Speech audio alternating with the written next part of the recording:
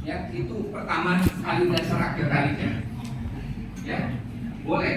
Kemudian ekonomi aspek harusnya tidak boleh. Ya, tapi juga dokter kan perlu hidup. Hidup memang nggak perlu duit, pasti perlu duit. Ya, hanya tidak etik saja, tidak etis.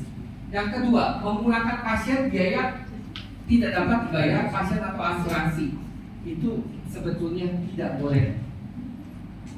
Bukan tidak etis, tidak boleh. Ya, ada di rumah sakit namanya dana CSR, Community Service. Ya, ini seharusnya tidak boleh.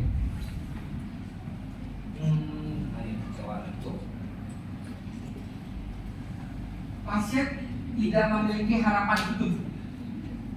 Kalau sudah tidak memiliki harapan hidup, kita akan bilang bahwa tidak ada gunanya juga di rumah sakit.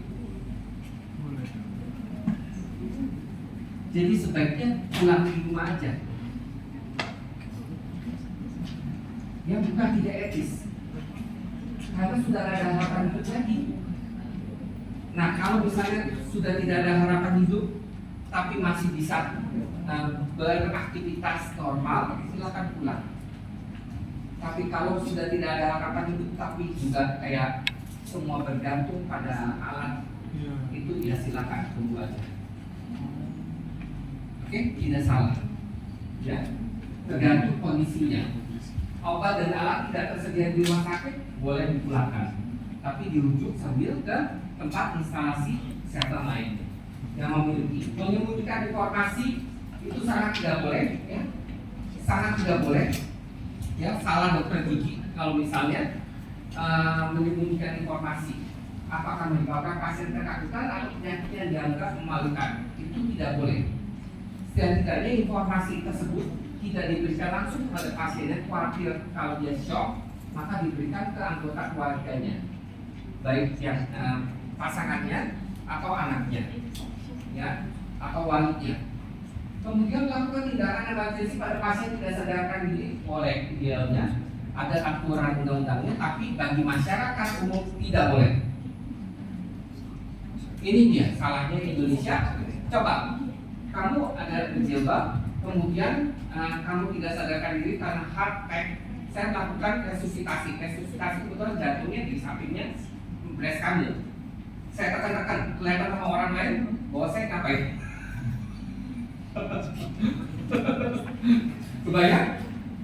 Kebayang banget ya. Jadi sebetulnya boleh nggak nolongin orang? Boleh.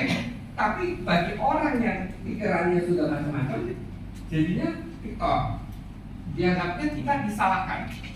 Nah, itu salahnya di sini Indonesia. Ya, agak kebingungan sedikit. Ya, boleh. Misdiagnosis, salah diagnosis atau tidak menegakkan diagnosis. Ini misdiagnosis, kalau salah diagnosis artinya kembali dokternya tidak kompeten. Benar? Kalau dokternya tidak kompeten, sebetulnya harusnya dia melakukan apa? Rujukan, bukan mendiagnosis. Berarti jadi salah dari dokter giginya. Mismanagement, salah memberikan obat atau tindakan. Nah, ini juga sebetulnya salah dokter giginya, tapi dokter juga memiliki namanya pengetahuan yang terbatas sebetulnya, bukan inkompeten, tapi terbatas. Ya, misalnya paling gampang adalah di sini lichen planus. Nanti kalian akan belajar lichen planus, penyakit autoimun. Penyakit autoimun terapinya adalah kortikosteroid. Tapi kalau misalnya pasien yang terus-terusan lichen planus hanya diberikan kortikosteroid tanpa ada terapi yang lain, itu sepertinya kok kayaknya wasting. Karena lichen planus at the end of the day it will be oral cancer. Ya, itu dikatakan oleh Prof. Saman Warnakuda Surya. Prof. Saman itu adalah ahli OM sedunia nomor 1 sekarang. At the end of the day, oral lichen planus akan menjadi karsinoma sel squamosal. Itu sudah dikatakan oleh dia. Jadi diberikan terus-terusan kortikosteroid, salah nggak? Sebetulnya nggak tepat juga. bagaimana terapi yang utamanya? Hingga saat ini masih banyak perdebatan bagaimana terapi utamanya. Bisa, kalau saya berikan juga kombinasi dengan inhalational injection atau dengan photobiomodulation dengan laser. Ya, tapi kan tidak semua spesialis penyakit mulut bisa melakukan. Oke. Kemudian obat mengandung bahan sintetis dari oocyte ini akan kita jelaskan dulu kepada pasien biasanya.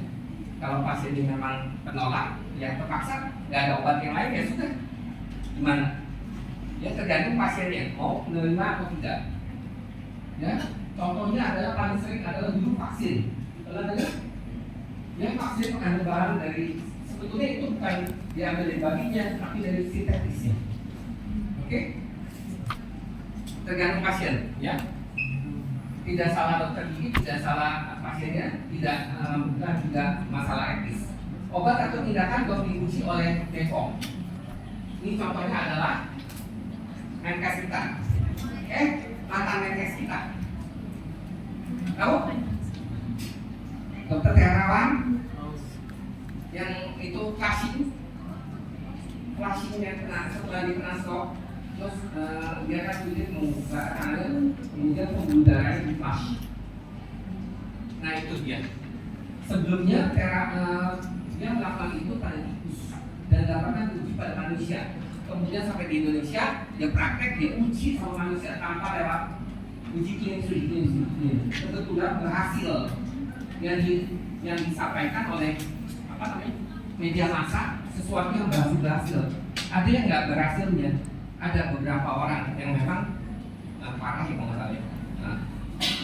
Nah, terus di blow up sama media massa seolah-olah dia berhasil.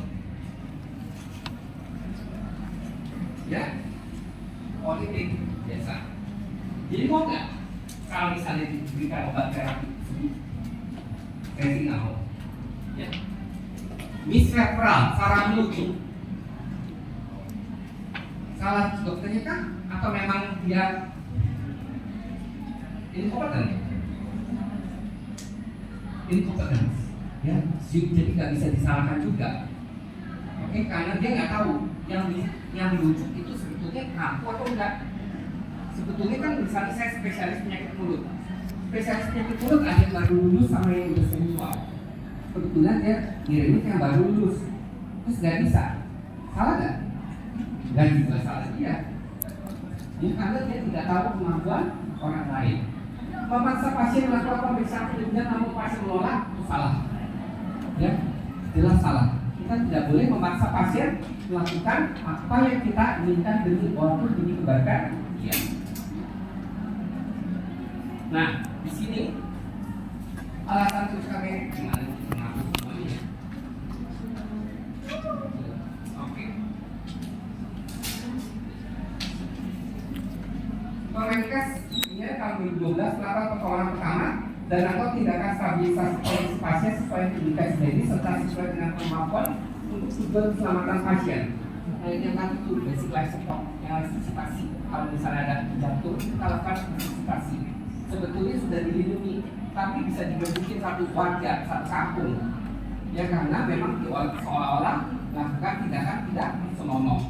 Maksudnya, kemudian perujuk tidak dapat memberikan pelayanan kesehatan sesuai dengan kebutuhan pasien karena keterbatasan fasilitas, peralatan dan atau tenaga. Hal yang sifatnya sementara atau menetap itu boleh. Ya, penjelasan pada pasien sekali lagi. Ini wajib ujian. Tolong dihafal. Ya, sekali lagi. Ini wajib ujian. Kalau sudah dilakukan rujukan, lalu dilakukan penjelasan mengenai diagnosis dan terapinya dan atau tindakan medis yang diperlukan, alasan dan tujuan, risiko yang dapat timbul, transportasi dalam rujukan, risiko dan penulis dan dalam timbul. Ini wajib dijelaskan. Wajib. Ya, wajib ujian. Tolong dihafalin yang seperti ini. Oke? Nah, ini dia. Ya. Kok dari tulisan rujukan. Ya, prinsipnya bagian atas, tengah, dan bawah. Oke? Sekali lagi, bagian atas, tengah, dan bawah. Atas kotak tanggal, pada koma, bagian yang suaranya 7, ya, alarm instansi tengah, pasien anamnesis diagnosis sementara, tindakan yang pengobatan apa saja telah dilakukan. Selanjutnya, mohon dilakukan apa? Ucapan terima kasih karena nama SCP yang menulis. Ya, ini wajib akan selalu keluar di ujian, baik ujian SKB, profesi maupun dokter. Oke, jangan dilupakan untuk yang ini. Dan saya akan selalu tanyakan di ujian ya.